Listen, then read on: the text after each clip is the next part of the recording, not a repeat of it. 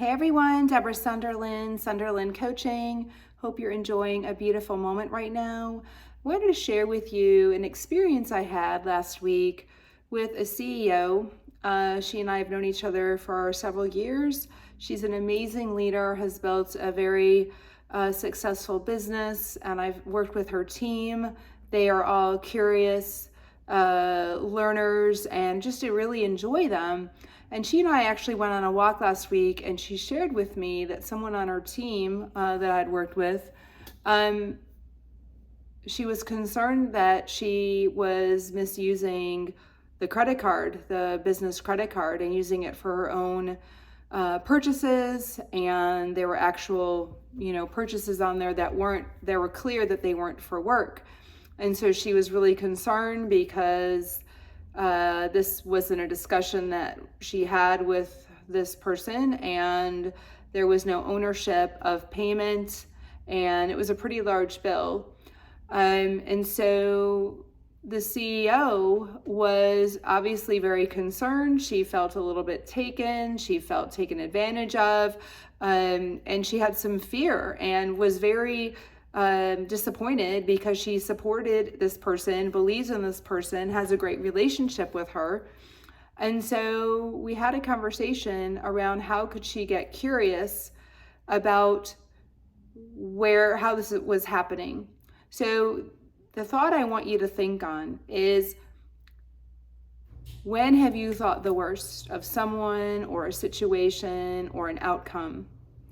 Right? And I want to say that there's no blame or shame, but this is what we tend to do. We tend to go right away to the worst outcome, the worst motivation, the worst situation. And this is what the brain does. That's how it keeps us safe. This is called our amygdala, the fearful mind that wants you to be safe. So it thinks about the negative. It thinks about what could go wrong. It wants to blame the situation or someone else. And we end up having conflict with the people in our relationships and our work because we have this automatic response that we don't necessarily choose unless we're conscious and aware to choose other than that. So I had said to the CEO, hey, how could you get curious about this?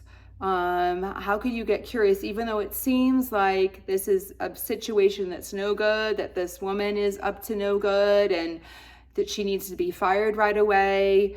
And I said, how could you get curious about something you don't know yet? Or if we could think the best that this person is a trustworthy person and that they are doing their best for the work that they can do and that they are on her side, how might that be true? And what kind of conversation might you have with her to get to understand how these numbers, how these bills, how these purchases were put on this credit card, instead of right away blaming and shaming and firing her. So they had a conversation, and I had asked her to share, and this woman knew what they're going to be talking about. I'd asked the CEO to ask her, what is she most afraid of and what does she most want from this discussion, for her to share that for herself and as well to ask the other person.